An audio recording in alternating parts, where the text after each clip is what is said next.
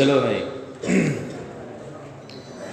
प्रबुद्धाशेष तत्वार्थ बोधि मालिने नमः श्री जिनचंद्राय मोहध्वांत प्रवीणे श्रेयो मार्गस्य संसिद्धि प्रसादात् परमेष्ठिना इत्याहुस्तद्गुणस्तोत्रम् शास्त्रादौ निपुंगवा मोक्षमार्गस्य नेतारं वेतारं कर्मभूव्रतां ज्ञातारं विश्वतत्त्वानां वन्दे तद्गुणलब्धये प्रोक्तं विशेषणमशेषता परसंकल्पिताप्तानां विवक्षितसिद्धये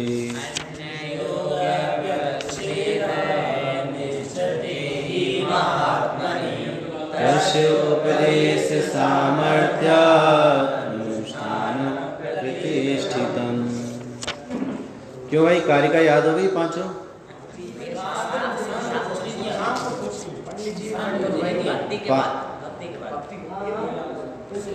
तो पुरानी तो याद होगी।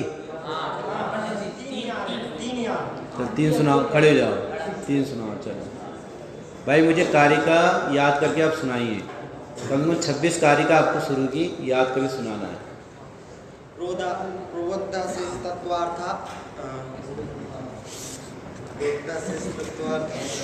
अरे यार बोलो।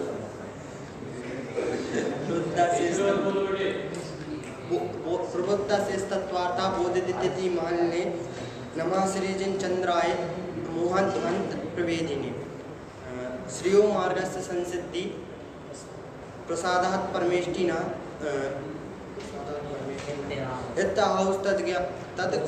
तत्गुणस्तोत्रं शास्त्रादौ निपुंगवा मोक्षमार्गस्य नेतारं हितारं कर्म भूवृतां ज्ञातारं विस्तत्त्वानां वन्दे तद्गुणलब्धये। बहुत बढ़िया बेटे, शाबाश। आप कितनी सुनाओगे? आप कितनी सुनाओगे? 5। चलो खड़े हो जाओ। अटकी थोड़ी सी सुनाओ तो। प्रबुद्धा शेष तत्वार्थ अरे दीदी मालिने नमः श्री जिनचंद्राय मोहध्वांत प्रवेदिने और इत्याहु तद्गुणस्तोत्रम् शास्त्र श्रेयो मार्गस्य संसिद्धि प्रसादात् परमेष्ठिना इत्याहु तद्गुणस्तोत्रम् शास्त्रादौ निपुंगवा मोक्षमार्गस्य नेतारं वेतारं कर्मभूभृतां ज्ञातारं विश्वतत्त्वानां वन्दे तद्गुणलब्धये। और विशेष शुरू का बता इत्यसाधारणं प्रोक्तां विशेषेण विशेषता परसंकल्पिताप्तानां व्यवच्छेदन प्रसिद्धते और और 5वीं रह गई अन्य योग विच्छेदन महात्मनि और नहीं एक साथ छोड़ गया, एक गीत तक छोड़ गया निश्चित महात्मनि और तत्वोपदेश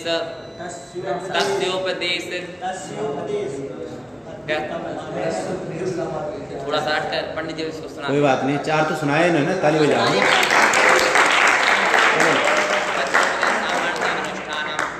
हाँ वो पक्का नहीं हो ना आपका, 4 तो सुना दिया आपने। चलो इस सभी बच्चों को तो तीसरी कारिका याद होगी, मोक्ष मार्ग से नेतारम। सभी सुनाओ ना।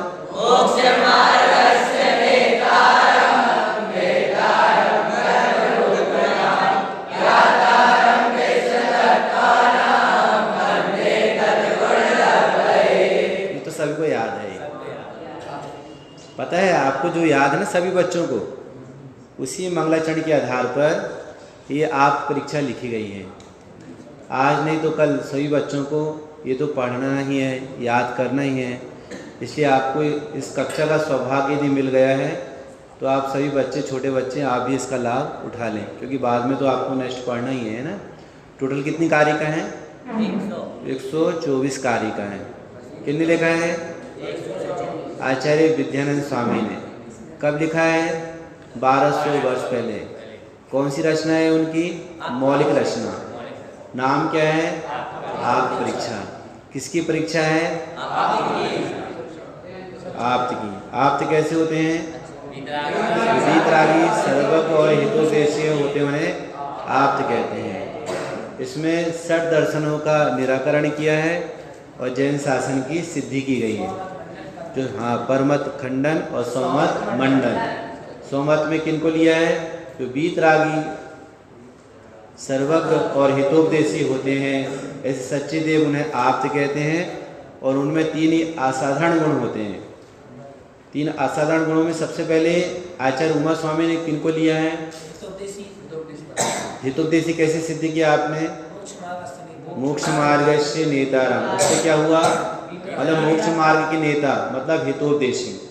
और फिर क्या है? वीतरागता कैसे निकाले? नेतारम कर्मव्रताम। इससे क्या निकला? वीतरागता। और ज्ञातारम विश्व तत्वानाम। इससे क्या निकला? सर्वज्ञता। इतने गुण जिनमें पाए जाते हैं, उनके जैसे गुणों की प्राप्ति के लिए मैं उन्हें नमस्कार करता हूँ। वंदे तद्गुण लाभदायी। अच्छा, ये 3 विशेष गुण और कहीं अन्य पाए जाते हैं क्या? नहीं पाए जाते। किनमें पाए जाते हैं? तीर्थंकर आप्त में ही ये 3 विशेष गुण। और कैसे? असाधारण। और कितने पाए जाते हैं? अधूरे के पूरे, अशिष्टः माने पूरी तरह पाए जाते हैं। समझ में आया? अच्छा, इन गुणों को जानने की आवश्यकता क्यों है? इन 3 विशेषताओं को जानने की आवश्यकता क्यों है? क्योंकि इससे परमत खंडन और सौमत मंडन होता है। सौमत मंडन होने से क्या होता है? निश्चिते ही महात्मनि, महापुरुषों का निश्चय होता है। वचनों से महापुरुषों का निश्चय होता है। हितोपदेशी पने से महापुरुषों का निश्चय होता है। पंच परमेष्टि भगवंतों का निश्चय होता है। क्यों? उन्हीं के उपदेश से। तस्य उपदेश सामर्थ्यात्। उन्हीं के उपदेश से क्या होता है? अनुष्ठान सिद्ध होता है। हाँ, हमारा अनुष्ठान क्या है? मोक्ष मार्ग में हम कैसे लगे, उसकी सिद्धि कैसे होती है? वचनों से। किनके वचनों से? जो वीतरागी, सर्वज्ञ और हितोपदेशी। बैठ जा। क्योंकि देखो, सुनो, अब जैसे अरिहंत भगवान विराजमान है, पंचवारिधि तीर्थंकर विराजमान है ना अपने, तो इनमें क्या है? इनके अंतरंग में क्या है? अपने को पता कैसे चलेगा?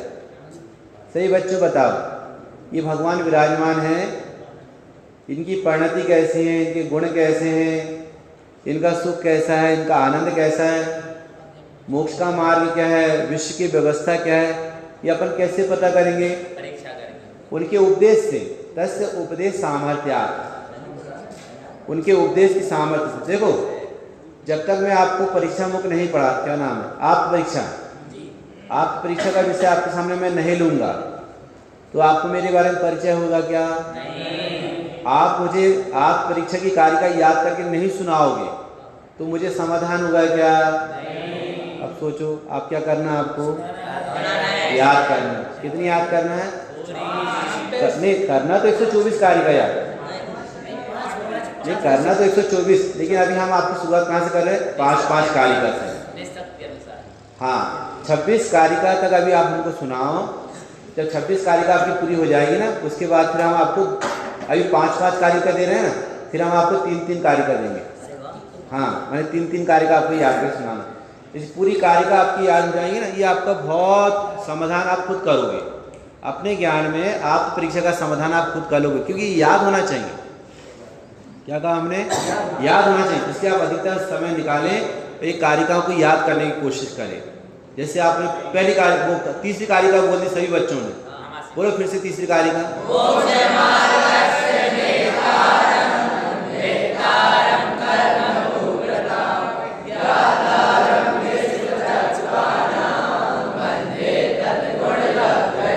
अच्छा, पहली कारिका बोलो बोलो।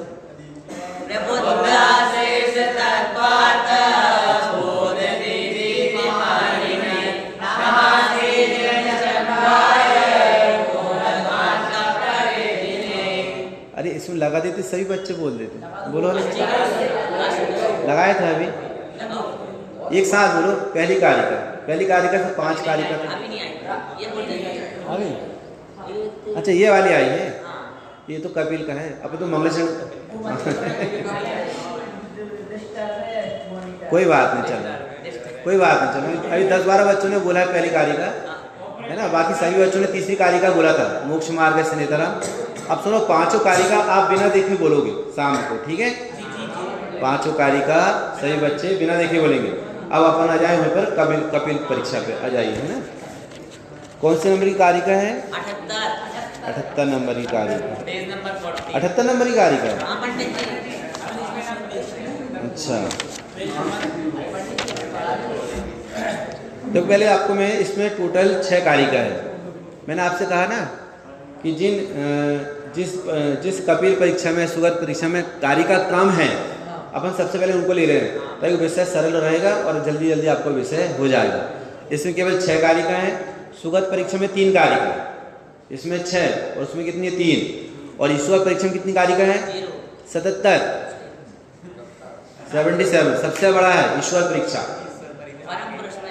देखो मतलब ये समझो, इसने ईश्वर परीक्षा पढ़ लिया ना, समझो उसने पूरा आप परीक्षा पढ़ ली, बहुत बड़ी कारिका है। हाँ पढ़ तो लोगे, लेकिन ऐसे समझ कर पढ़ोगे तो पढ़ोगे ना, पूरा सिर पे से आएगी नहीं तो, समझ में। चलिए अभी 6 कारिका पर चर्चा करते हैं। कपिल परीक्षा, कपिल का तो बात बता दी था आपको हमने, कपिल कौन थे?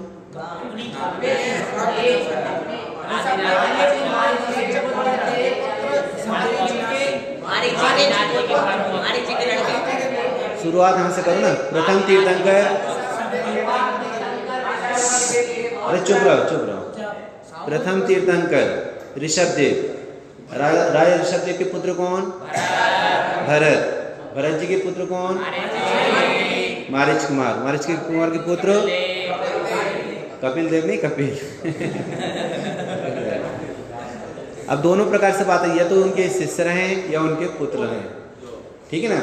और अपन छठाला में पढ़ते उससे भी परिचय होता भाई कपिल कौन थे। कपिल राज रचित श्लोको अभ्यास सो है कुबोध बहु। ये सांख्य दर्शन के जो आपने हैं, सबसे पहले कौन है वो? सर दर्शन में सबसे पहला दर्शन कौन सा है? सांख्य दर्शन। उनके मुनि कौन? आप तो कौन? कपिल। उनके द्वारा जो मान्यता चलाई गई है, दर्शन क्या है? मान्यताएं तो है। और ये कोई सांख्य दर्शन, बौद्ध दर्शन कोई अलग से नहीं होते, अपनी ही मान्यता में कहीं सांख्य मत खड़ा होता है, कहीं बौद्ध मत अनुयायी हो जाते हैं अपन, कभी ईश्वर मत अनुयायी हो जाते हैं अपन, हाँ कभी चारवाक हो जाते हैं, होते कि नहीं? आप जैसे बच्चों को होता होगा ना, जब तक जियो सुख से जियो, तो कर्जा लेकर के ये पियो। याद है मजा आता है।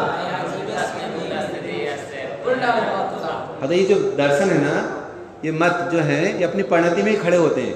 इस प्रकार की मान्यता यदि चलती है तो उससे निकालना है, और वास्तव में जो सच्चा स्वरूप है वीतरागी देव शास्त्र गुरु का, वो स्वरूप जान करके और अपने को उनके समान अपना मोक्ष मार्ग प्रारंभ करके उनके समान अपने को बनना है, ठीक है। चलिए 78 नंबर की कारिका बोलना है। एतेन प्रतिव्यूढ़ा कपिलोप्युपदेशिका ज्ञानादर्थान्तरत्वस्य विशेषा सर्वथा सता ज्ञान संसर्गतो यत्त्वम् अज्ञशापि न तत्त्वता व्योमेव चेतनस्यापि नोपपदेत मुक्तवत्। अभी फर्स्ट कक्षा में अपने 2 कारिका पर चर्चा कर ली थी, इन्हीं कारिका पर चर्चा करके आगे की 4 कारिका पर अपन रहेंगे। ये अमन जी के पीछे बैठे हैं? अच्छा आप यहीं पर आ गए क्या?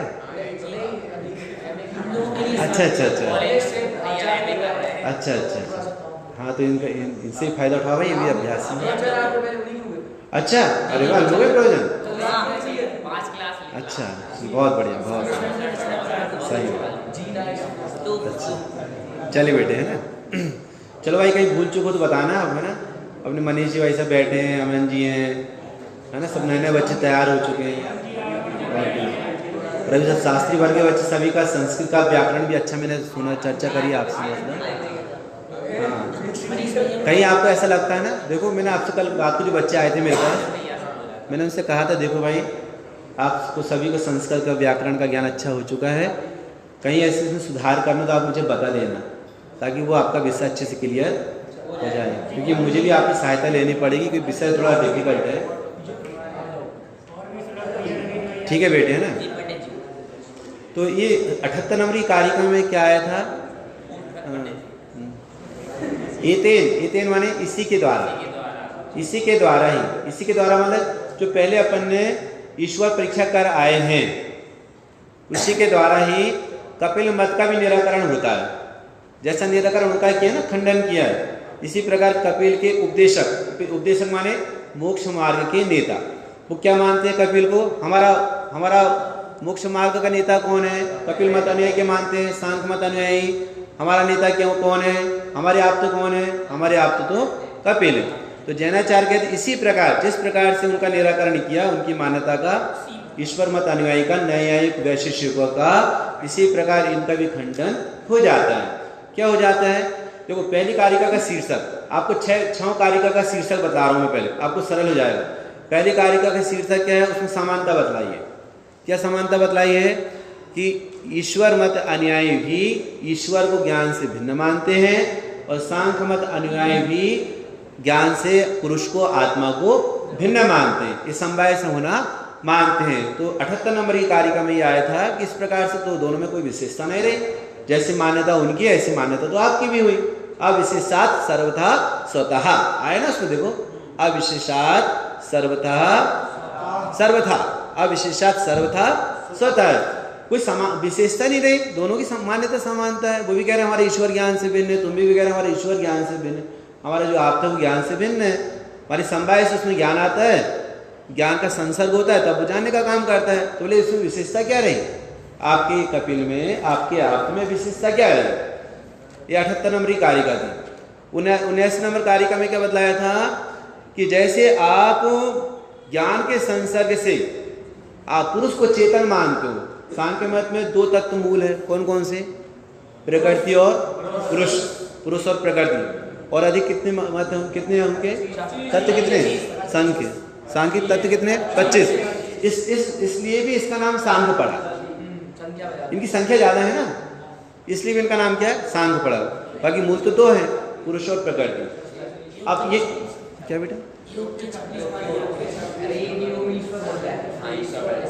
चलो अभी हम आपको देखो, सुनो मेरी बात सुनो, ज़्यादा विस्तार में जाना नहीं, क्योंकि मुझे मुख्यतः कारिका लेना है। मुझे पता है, जितना मुझे नहीं पता उतना आपको पता है, और आपको और ज़्यादा पता है, क्योंकि आप विद्यालय में ये विषय आप पढ़ रहे हैं, है ना? तो मैं मूल कारिका ले रहा हूँ, फिर आप अपना डिस्कशन स्वयं करते रहना, ठीक है? जो 79 कारिका है, 79 कारिका में वो ये कह रहे हैं कि भाई ज्ञान के संसर्ग से, संसर्ग माने मिलने से माने समवाय से, किसमें?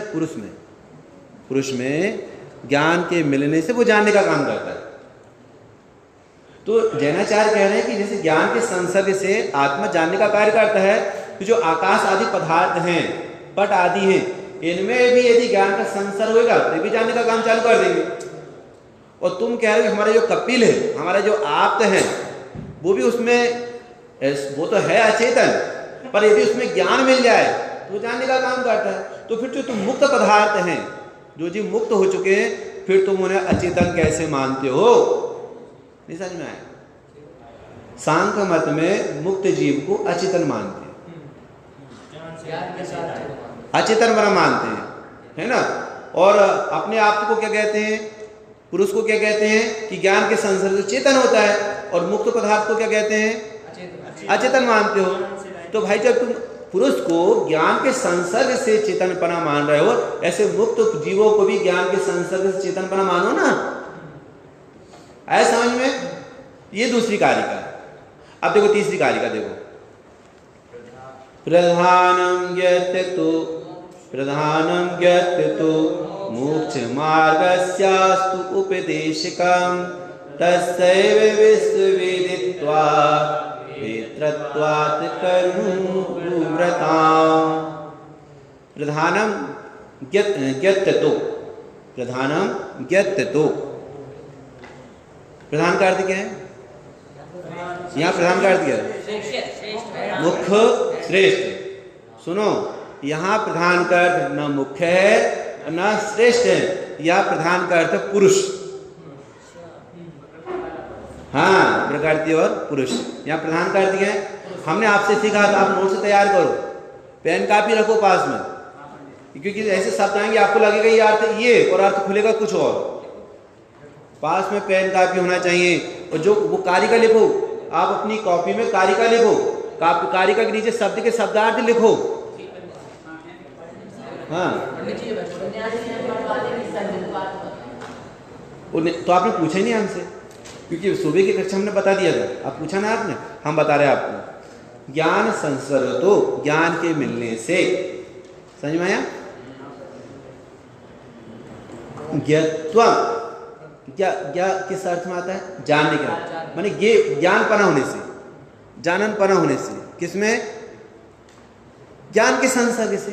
ज्ञान के संसर्ग से ज्ञानी पना होते हैं, चेतनता होती है। किसके संसर्ग से?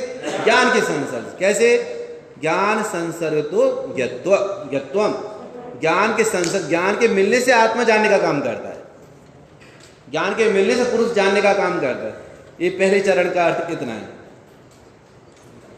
कारिका में कितने चरण हैं? 4 चरण। पहले चरण का अर्थ क्या है? ज्ञान संसर्ग तो ज्ञत्वम, ज्ञान के संसर्ग से ज्ञानीपना होता है, जानने का काम होता है। फिर क्या क्या दूसरे चरण क्या है? अज्ञस्यापि न तत्वता।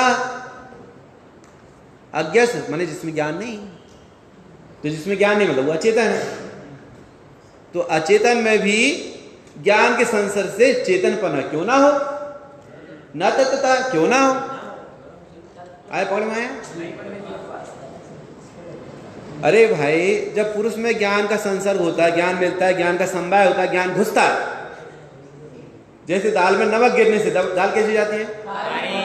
तो आत्मा में ज्ञान घुस गया, तो ज्ञान कैसे का क्या उसकी बैटरी चालू हो गई उसे जानने का काम चालू कर दिया। तो जो अज्ञ पदार्थ हैं अचेतन, आकाश, उन्हें तो आकाश शब्द लगाया, अपन और लगा लो माइक, ये डंडा, ये लीड, ये सब जानने का काम चालू, इनमें सब में ज्ञान घुस जाएगा। ये दीवारें बोलने लगेगी, सारे बच्चे प्रवेश कर गए मंदिर के अंदर, दीवारें भी बोलने लगी, दीवारें भी जाने लगेंगे, ये फर्श भी जाने लगेगा। अज्ञ सापी, अज्ञ में भी, अचेतन पदार्थों में भी क्या होगा? न तत्वता, वास्तव में, तत्वता में वास्तव में, परमार्थ से ना, उनमें भी चेतनपना नहीं आएगा। अज्ञ सापी न तत्वता, बोलो व्योमवत, आकाश के समान, चेतनस्यापि, आकाश के समान वे भी चेतन हो जाएंगे। समझ में आया? ना उपपद्येत मुक्तवत, फिर जो तुमने मुक्त जीवों को अचेतन कहा है वो सिद्ध नहीं हो पाएगा, मतलब वो भी चेतन है। आए समझ में? अरे ताली तो बजा दो।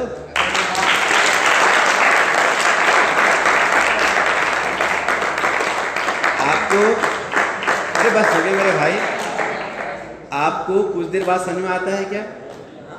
आपको कुछ देर बाद में समझ में आता है क्या? अरे भाई, समझाने के बाद आपको कुछ देर बाद में समझ में आता है क्या? क्या तुरंत समझ में आता है? तुरंत समझ में आता है ना? तो जैसे समझ में आया आप इसमें को हिंट दे दिया करो, ताकि आपको बोलना ना पड़े। समझ में आया? कौन सी कारिका हुई? 79 कारिका। 78 कारिका में समानता, 79 कारिका में मुक्त आत्मा का चेतनपना सिद्ध होना चाहिए।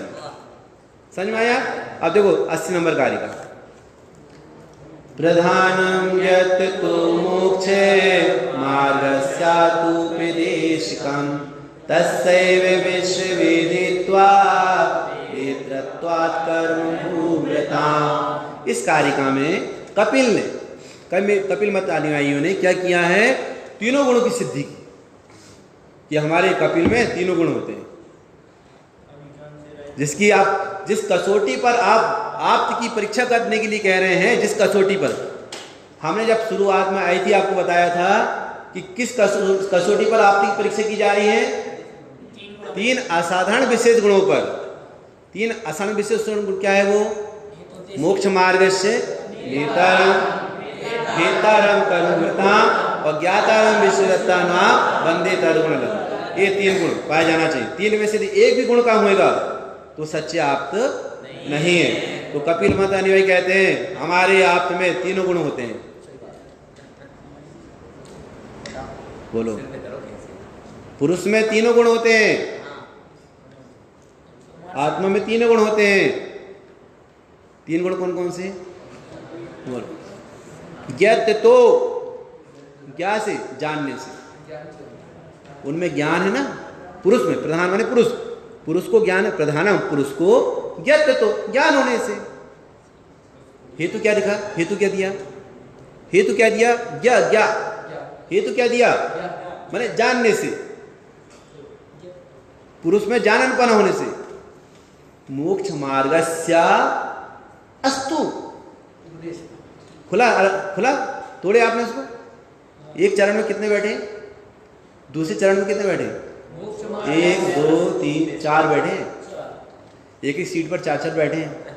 और अभी जो 81वीं कारिका आएगी ना, उसमें ऊपर की सीट तो सारे लोगों ने घेर लिए, जितने ज्ञानोदय वाले बच्चे हैं सब एक ही सीट पर आ गए।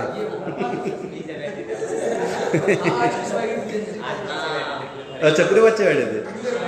अच्छा तो देखो कौन कौन बैठे दूसरे चरण में।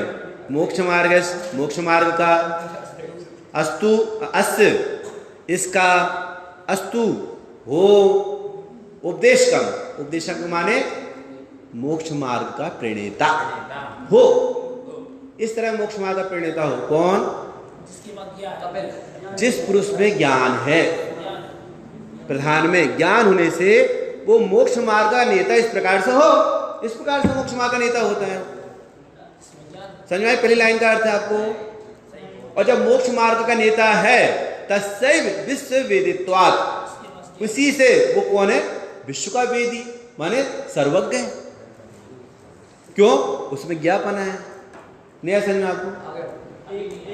पुरुष में ज्ञापन है, ज्ञान होने से वो मोक्ष मार्ग का उपदिष्ट है, ज्ञान होने से वो विश्व तत्व का ज्ञाता है, और ज्ञान होने से वो कर्म पर्वतों का भेदता है। इस प्रकार हमारा जो आप है उसमें 3 प्रकार की सिद्धि होती है।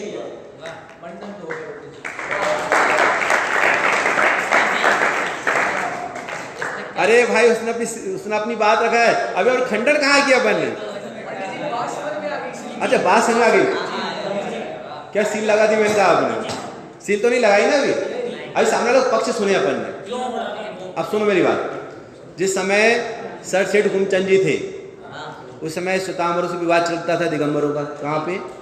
अपने सम्मिश्र जी का न्यायालय में दिगंबरों की ओर से सर सेठ हुकुमचंद जी को सामने किया गया गवाही के लिए। तो उनके साथ अपना वकील भी था, तो उन्होंने पूरी बात श्वेतांबरों की रखी, श्वेतांबरों की पूरी बात रखी उन्होंने। अपना वकील गुस्से में आ गया, बोले यार ये कैसे बात कर रहे हैं, मैं दिगंबरों के पक्ष में और इनको बुलाया गवाह के लिए श्वेतांबर की ओर से बात करते हैं। पूरा वर्णन किया। वो पूरा वर्णन करने के बाद फिर कहा श्रीमान जी यह पक्ष श्वेतांबरों का है, दिगंबरों का नहीं। समझ में आया? अब हमारी बात सुनो। नहीं पकड़ में? हाँ, वो कहते हैं पुरुष में ज्ञान का संसर्ग हुआ ना, 79 गाथा में क्या कहा? पुरुष में ज्ञान का संसर्ग हुआ ना, वो ज्ञान के कारण ही मोक्ष मार्ग का उपदेश दाता हुआ।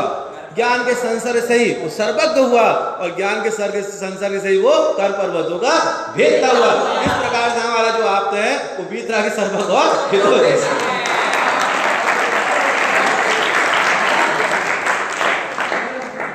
अब किसका ज्ञान का संसर्ग आकर के मिला? दूसरे से ज्ञान आया, इसमें मिल गया, और जो बीतरा की सर्वज्ञ बन गए।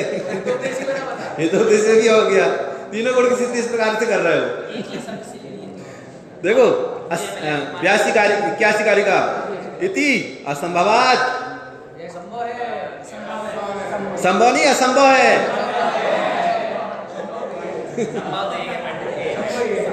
अच्छा संभव ये, तो ये संभव ही संभव बोल रहा था क्या?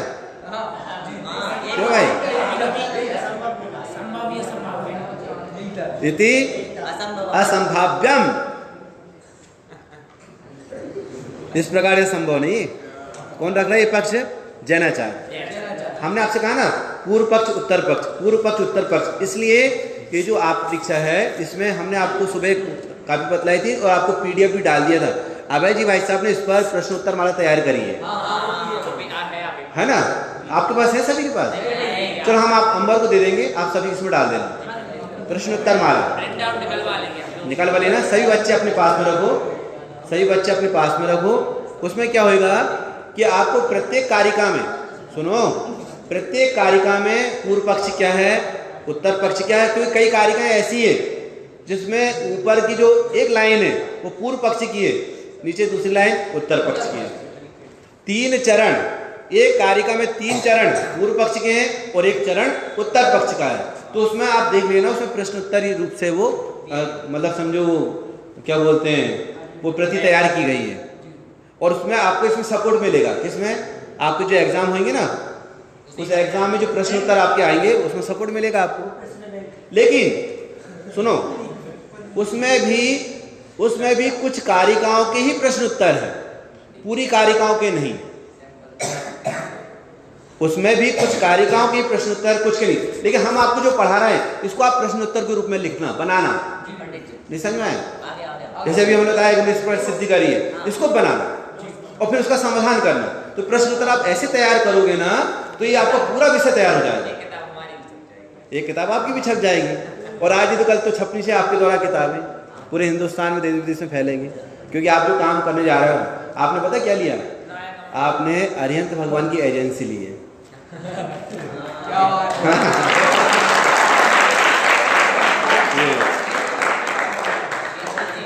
और इस एजेंसी का माल वितरण करना अब आपके हाथ में है। लेकिन जो एजेंसी चलाता है उसको फायदा होता कि नहीं होता? पहला फायदा वक्ता को, दूसरा फायदा श्रोता को, ज्यादा फायदा वक्ता को, थोड़ा फायदा श्रोता को। कारण क्या? जैसे अभी अंबर कहाँ गए थे आप? शिवपुरी गए थे। देखो भाई मेरे को अंबर का पता, आपको गए नहीं गए मुझे पता नहीं। परमिशन मिल रहा है? हाँ गए, इसलिए तो बोला मैंने। तो सुनो, श्रोता से ज्यादा तैयारी वक्ता की होती है। कारण क्या है भाई? श्रोता को तो आधा घंटे, पौन घंटे, 1 घंटे सुनना है। उसको सुनने के लिए सुनाने वाला वक्ते को 8 घंटे 10 घंटे पढ़ना पड़ता है, तब वो सुबह विषय लेता है, तब वो शाम को विषय लेता है। समझ में आया?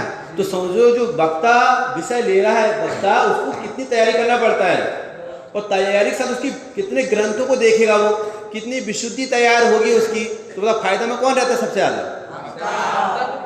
वक्ता फायदा में रहता है ना। इसलिए आप तैयारी अच्छी करो, ठीक है? आगे चलते हैं। अब कारिका कौन सी? 81, ठीक है? 81 में कारिका में कहा तीनों गुण असंभव। वो कह रहे थे तीनों गुण होते हैं, क्या बने हो? ज्ञान का संसर्ग हुआ तो उससे तीनों गुण सिद्ध होते हैं हमारे आत्मा में। 81 कारिका में क्या कहा? तीनों गुण असंभव है। खोलो भाई, तोड़ो उसको।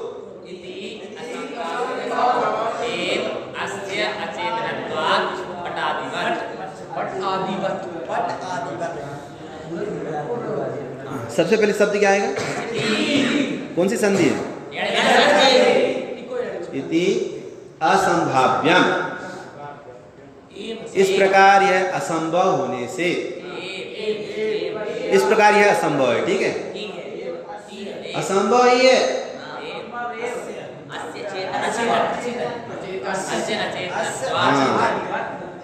अस्य अचेतनत्व माने इनका अचेतनपना होने से,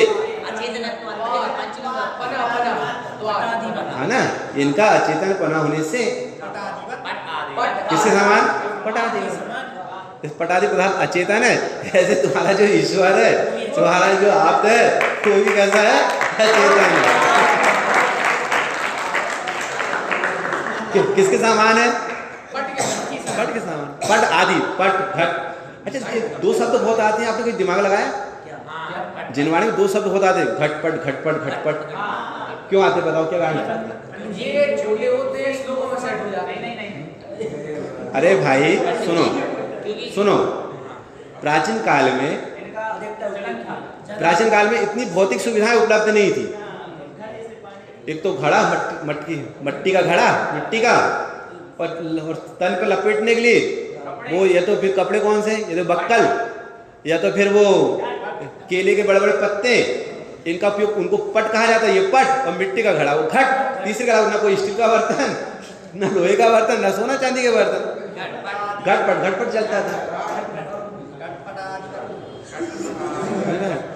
तो घटपट कैसे होते हैं? चेतन है तो अचेतन होते हैं। तो ऐसे ही अचेतन होते हैं, ऐसा तुम्हारा ईश्वर भी, तुम्हारा भी। आप तो कैसा हुआ? अचेतन हुआ तुम्हारा कपिल। हाँ, तुम्हारे जो कपिल है उनमें गुण असंभव है, इसलिए उनका भी घटपट आदि के समान अचेतनपना सिद्ध हुआ, है ना? और सुनो फिर क्या लिखा नीचे, खोलो उसको, तोड़ो। तत असंभव, तो उनका असंभव होने से, किनका असंभव होने से? वो ऊपर की कारिका में 3 विशेष गुण, क्या? मोक्ष मार्ग का नेता और विश्व तत्व का ज्ञाता और कर पर्वतों का भेदता, असंभव होने से वास्तव में नूनम माने क्या होता है? नूनम। अरे भाई, यथा तथा क्या है? ऐसे जैसे। जी क्या है? वैसे। अरे भाई, इसका कुछ तो नाम होगा व्याकरण में। तदा, कदा, यदा, ये क्या है? अव्यय है कि नहीं? ऐसे नूनम भी अव्यय है। खलु, व्याकरण खलु ही, ऐसे नूनम वास्तव में। अन्यथा निष्फला पुमान, तुम्हारा आप तो निरर्थक सिद्ध हुआ वास्तव में। हाँ, वास्तव में तुम्हारा जो पुमान माने पुरुष, पुमान माने क्या? पुरुष, प्रधान। अन्यथा निष्फलम, निरर्थक सिद्ध हुआ। अरे अब इसमें 3 विशेषता है ही नहीं, तो तुम्हारा आप तो है कहाँ? तो पुमान क्या हुआ? पुमान का क्या हुआ? पुमान माने पुरुष, प्रधान, आप, उसका क्या हुआ? वो निरर्थक सिद्ध हुआ, निष्फल गया। उनमें 3 गुण तो सिद्ध हो ही नहीं रहे, क्योंकि घटपटाधिपत कैसा है? अचेतन है। समझ में आया? बजा तो दो।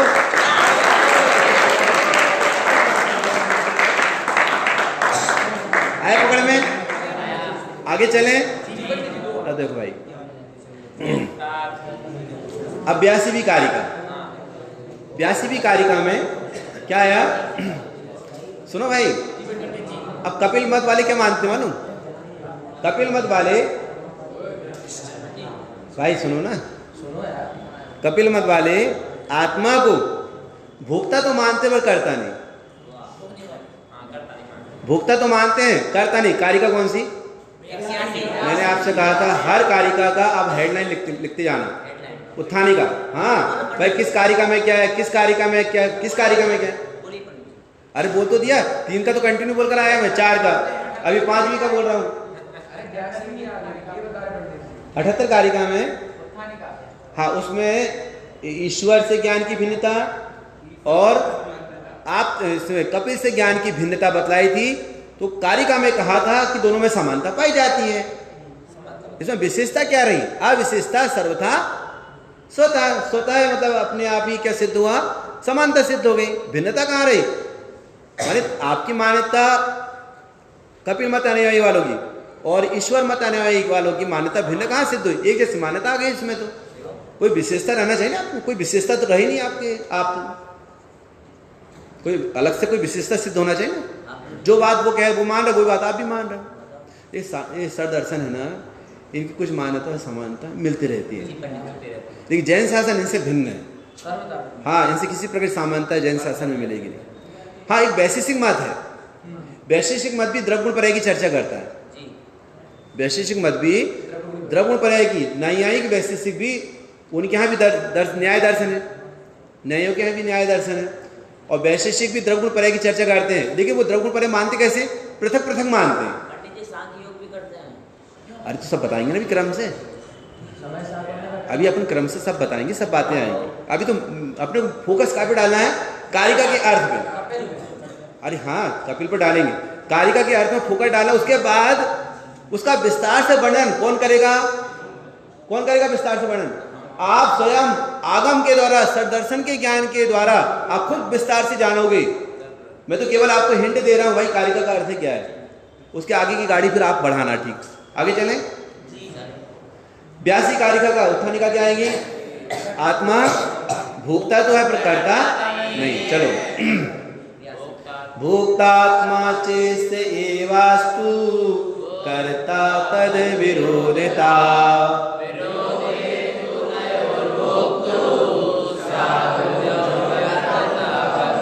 मैं बोल रहा हूँ ना एक लाइन, आप फिर बोलो ना।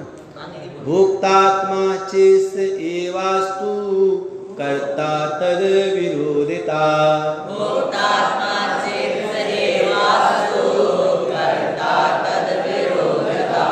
विरोधे तु तयोर्भोक्तु स्याद् भुजौ कर्तृता कथम।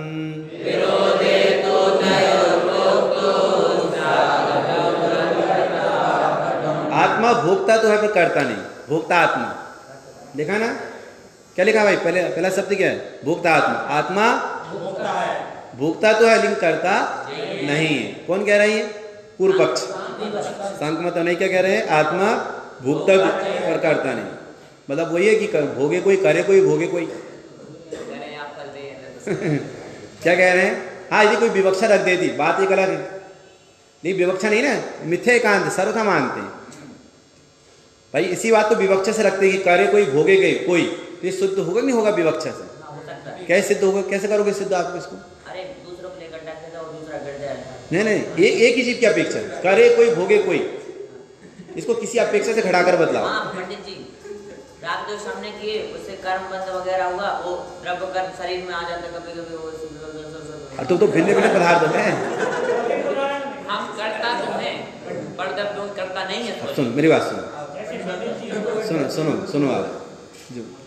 जो जीव मनुष्य पर्याय प्राप्त करके षट कर्म का पालन करता है, मनुष्य पर्याय प्राप्त करके षट कर्म का पालन करता है। षट कर्म क्या है? देव पूजा, गुरु उपासना, स्वाध्याय,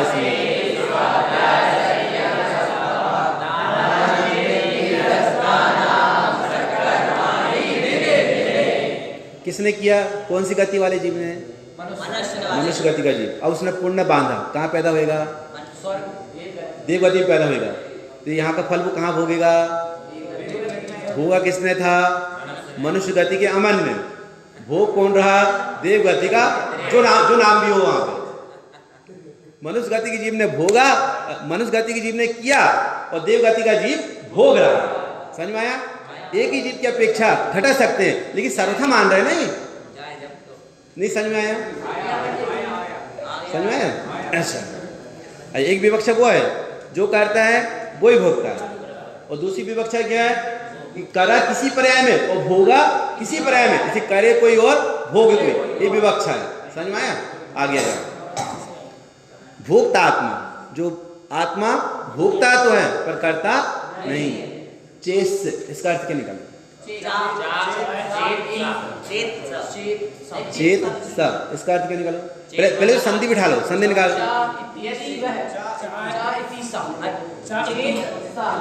चेत सब, चेत माने,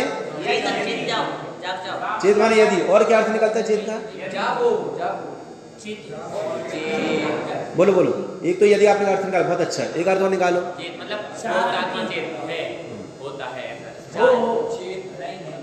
सुनो, चेत का अर्थ यदि भी होता है और चेत का अर्थ प्रश्नवाचक भी होता है।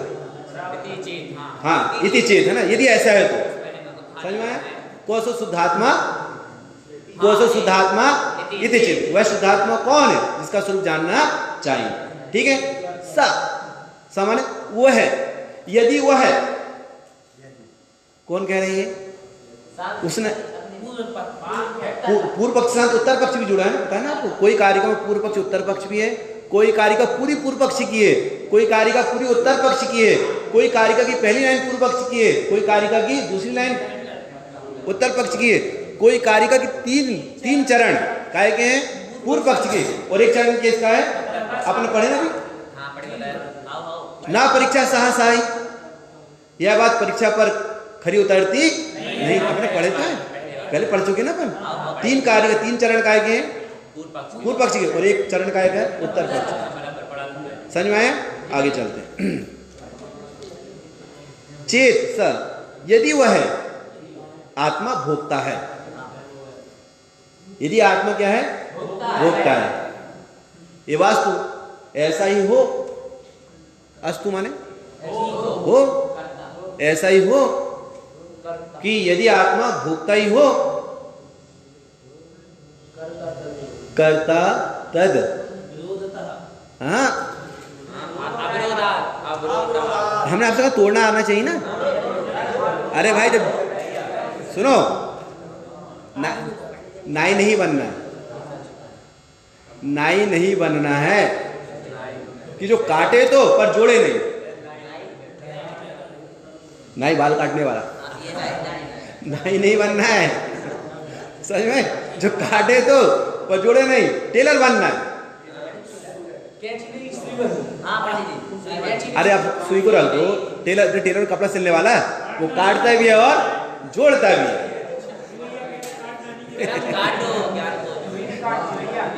समझ में आया? एक बार क्या हुआ सुनो, एक बार क्या हुआ, एक आदमी टेलर के पास गया। आप टेलर क्या होते, मास्टर क्या बोलते टेलर को? टेलर साहब मेरे लिए कुर्ता सिल दीजिए। बोले कपड़ा कितने लाया है? बोले 3 मीटर।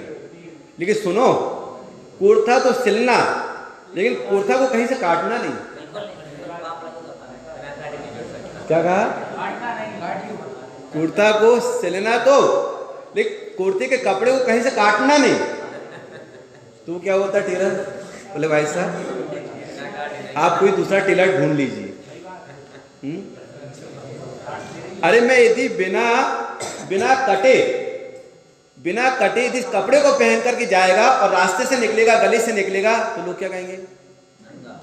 अरे नहीं, क्यों भाई साहब, ये कुर्ता का जो कपड़ा है ना, इसको यथाविधि से कटवाओ मत, सिलवाओ मत, कि कपड़े लपेट कर चले जाओ, रास्ते से निकलो। तो पब्लिक बोलेंगे, परिचय वाले बोलेंगे, क्यों भाई साहब घर में कुछ गमी हो गई क्या? सफेद कपड़े पहने घूमा ना, वहां भी सफेद कपड़े पहनती नहीं पहनते, और ऐसे कपड़े लपेट लिया कि वैसे कुछ गमी हो गई क्या? बोले नहीं। तो बोले इस प्रकार से कपड़ा लपेटा क्यों? तो टेलर क्या बोलता है? सुनो, कपड़ा कटेगा भी और कपड़ा जुड़ेगा भी, सिलेगा भी।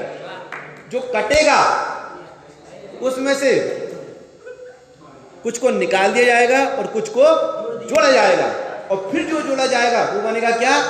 कुर्ता। फिर उसको पहना जाएगा, फिर आप लोग आपकी तारीफ करेंगे। वाह!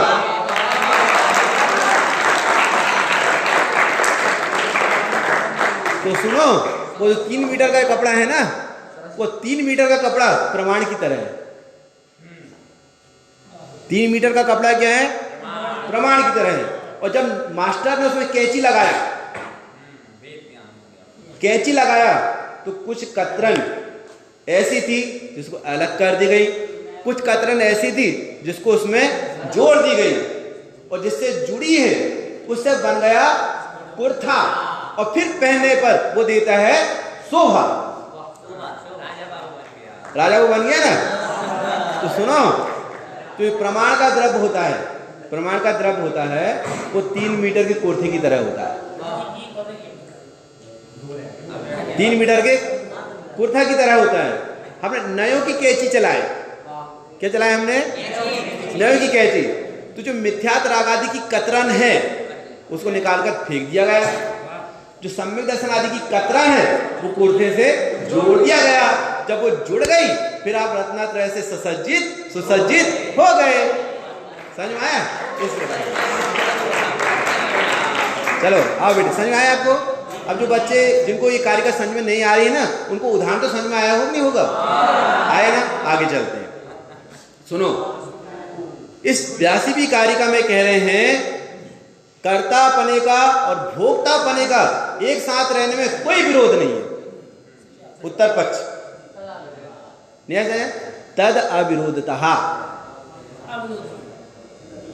उनमें अविरोध, दोनों के साथ में रहने में कोई विरोध नहीं है। जो कर्ता होता है वही भोक्ता होता है, ऐसा नहीं कि भोक्ता कोई और कर्ता कोई। वो क्या कह रहे हैं सांख्य मत अनुयायी कि आत्मा भोक्ता तो है पर कर्ता नहीं, और जैनाचार्य क्या कह रहे हैं? जो करता है वही भोगता है, दोनों के एक साथ रहने में कोई विरोध होता नहीं आया समझ में? कारिका का अर्थ निकालो। पहले तो पहला चरण का पूर्व पक्ष भोक्तात्मा चेत सा है ना, आत्मा कैसा है? भोक्ता है।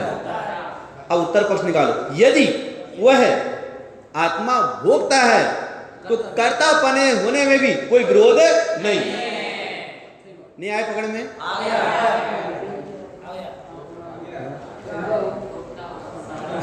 पकड़ा मारा भाई? क्यों आज सो गया क्या? क्यों भाई क्या हो गया? क्या कहा हमने? उठो जल्दी खड़े हो, यहाँ सामने बैठो, हमारे यहाँ सामने पर बैठो। हाँ अरे विषय निकल चल जाएगा, 84 का चक्कर, 84 दरवाजे हैं।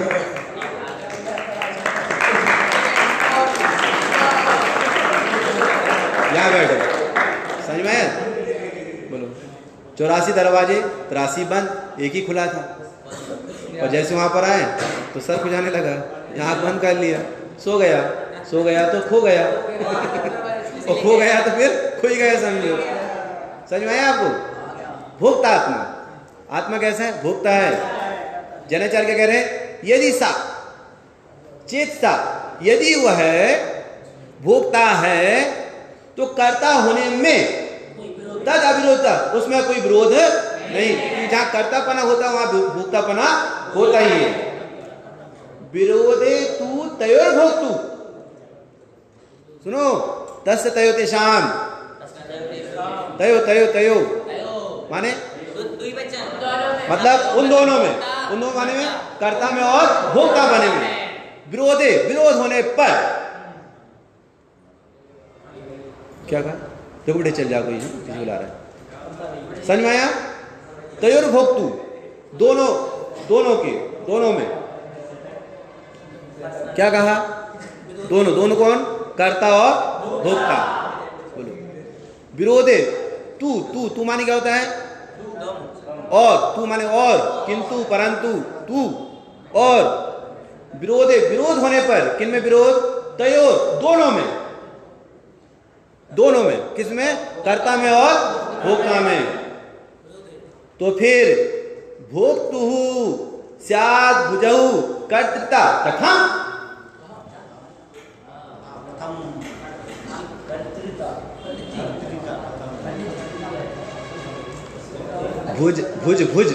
भुज धातु होती है, तो जिसने भोगा है वो भोगने वाला मौजूद है कि नहीं? तो भुज धातु में कर्तृत्व छुपा कि नहीं छुपा? फिर तुम कैसे कह रहे हो कि भोगता तो और करता नहीं समझ में आया क्या?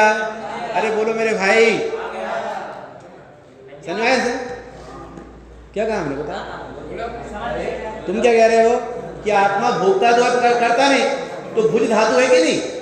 भुज धातु काय के अर्थ में आती है? तो जो भोग रहा है वो कोई ना कोई तो होगा ना, तो जो भोगने वाला होता है उसको क्या कहते हैं? उसका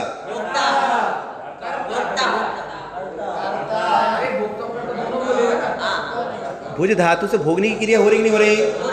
तो भोगने की क्रिया करने वाला कोई है कि नहीं? उसका कोई करने वाला है कि नहीं? कर्तृता है कि नहीं? कर्तापन है कि नहीं? तो कर्तृता कथम, कैसे नहीं होगा? फिर तुम क्यों कह रहे हो कि आत्मा भोगता तो है फिर करता नहीं समझ में आया क्या? अरे बोलो मेरे भाई, समझ में आया कि नहीं आया?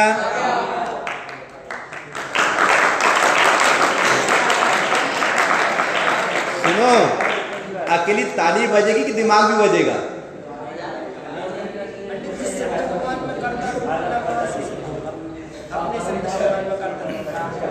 आत्मा में अनंत गुण है ना, 47 शक्ति है, उनमें कर्तृत्व शक्ति है। कर्तृत्व माने कर्तृत्व गुण है नहीं, कर्तृत्व गुण। तो कर्तृत्व गुण भी आत्मा का है और भोक्तृत्व गुण भी आत्मा का है।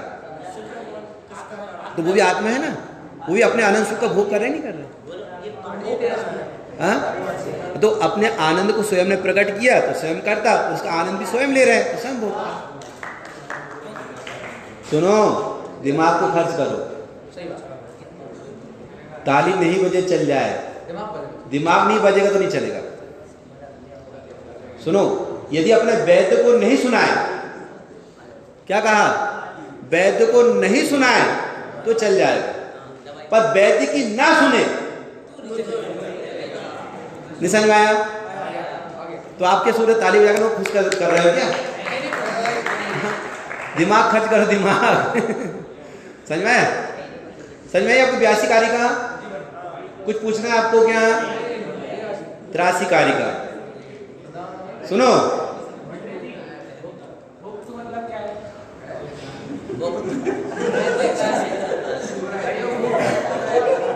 भोक्ता माने भोक्ता के, इसलिए थोड़ा बहुत न्याय व्याकरण का अभ्यास होना चाहिए। विभक्ति का ज्ञान, सर्वनाम, संज्ञाएं, कारक रचनाएं, धातुएं, है ना, कृदंत, त्रिडंत, इन सबका परिचय होना चाहिए। भोक्तु माने भोक्ता के, षष्ठी विभक्ति है, भोक्ता के, समझ में आया? बोले भोक्ता के धातु कौन सी है? भुज धातु है। तो कर्तृता माने कर्तापना, कथम, कैसे ना हो? न्याय पकड़ने में आपको क्या? ए भाई देखो इधर उपयोग इधर लगाओ, कहाँ उपयोग लगा रहे हैं देखो, कहाँ बात कर रहे हैं? इनकी बुकिंग थी और पता नहीं सर। चलो 5 मिनट और ले लेते, ठीक है? 5 मिनट और ले ले 5 मिनट। ये अपनी कपिल परीक्षा की आखिरी कारिका हो जाएगी, ठीक है ना? 83 कारिका पढ़ो। प्रधानम मोक्ष मार्गस्य प्रणेत्रे स्तुते पुमान् मोक्षो वेरिति ब्रूयात् पुण्यो किंचित् करात्मनः। प्रधान माने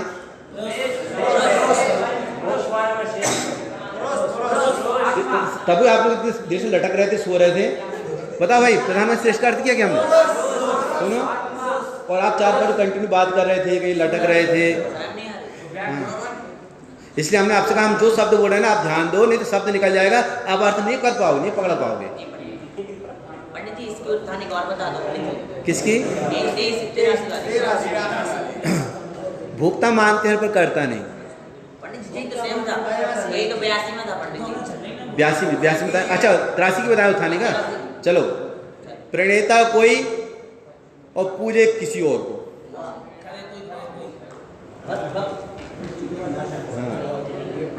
प्रणेता कोई, मोक्ष मार्ग प्रणेता कोई और पूजे किसी और को। अब ये जो हमने उत्थानी का आपको बताया ना, आपको कारिका बहुत सरल हो जाएगी, ऐसा कि उसमें ये पता चलेगा इसमें विषय वस्तु क्या है। समझ में आया? कारिका पढ़ो, 83 कारिका। मोक्ष मार्गस्य प्रणेत्रे स्तुते पुमान् मोक्षो वेरिति ब्रूयात् किंचित् करात्मनः। चलो भाई तोड़ो इनको, नीचे वाली लाइन को तोड़ो।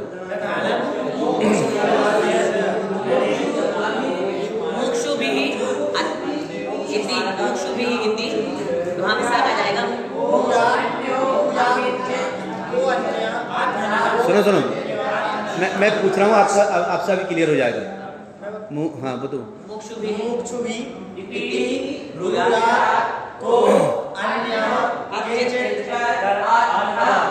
मुमुक्षु भी इति माने क्या होता है? के द्वारा, मोक्ष इच्छा रखने वालों के द्वारा। हाँ, इति माने ऐसा, इस प्रकार, मोक्षों के द्वारा, इस प्रकार। समझ में आया? ब्रूयात कथन, कहने के अर्थ में, ब्रूयात कहने से, ब्रूयात कहते हैं, कहने से। को कौन? हाँ, अन्य,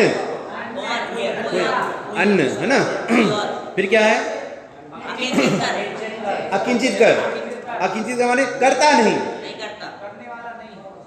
कौन? आत्मना, आत्मा करने वाला नहीं। कौन है आत्मा? अकर्ता है। सिद्ध हुआ? कोई अन्न जो करता नहीं, अकर्ता है, वो मुमुक्षु भी इति, मुमुक्षु के द्वारा।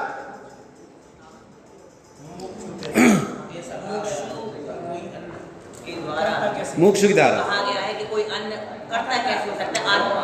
फिर सुनो, क्या हो गया?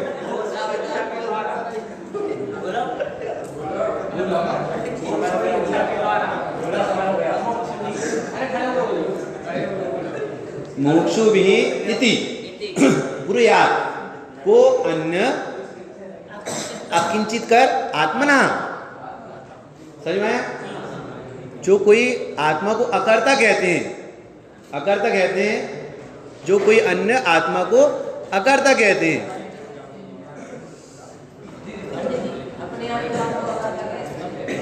तो अपने विवक्षा से कहते हैं, अपेक्षा से कहते हैं, अपना सम्यक एकांत है, उनका मिथ्या एकांत ब्रूयात् कथन करते हैं। जो कोई ऐसा अकिंचित आत्मा को अकिंचित कर कहते हैं ना, मोक्ष के द्वारा, ऐसे मोक्ष की इच्छा के द्वारा, जो मोक्ष की इच्छा रखने वाले हैं उनके द्वारा।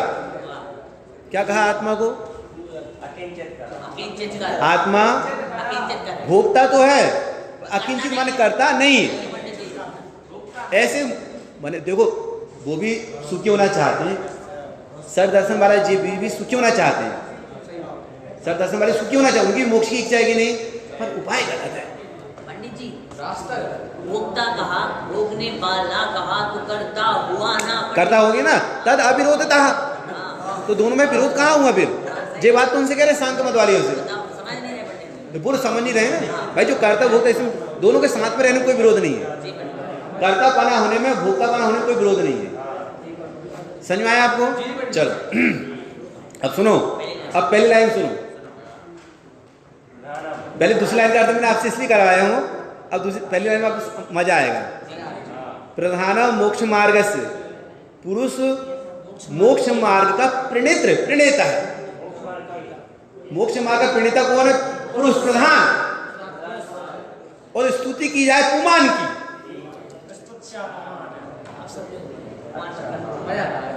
मोक्ष मार्ग का प्रणेता है प्रधान, और मोक्षों के द्वारा पूजा जाए पुरुष, है ना? मोक्षों के द्वारा पूजा जाए कौन? पुरुष। ऐसा कौन कहते हैं? अन्य सांख्य मत वाले जो अकिंचित कर कहते हैं, आत्मा को अकर्ता कहते हैं, वो कहते हैं प्रणेता कोई और पूजा जाए कोई।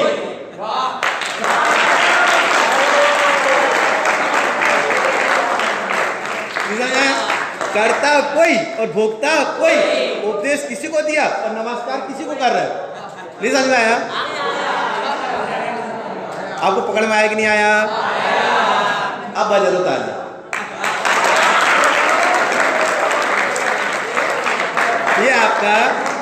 ये आपका कपिल परीक्षा का प्रकरण पूरा हो गया। अब नेक्स्ट पीरियड में सायंकाल अपन सुगत परीक्षा लेंगे।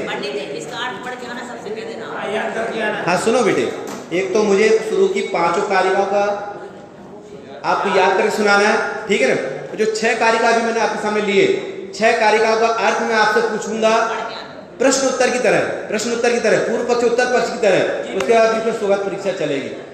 दोपहर को बाद आपके पास टाइम हो तो आप बैठ सकते हैं 45 मिनट, नहीं तो शाम को अपनी कक्षा तो चलेगी।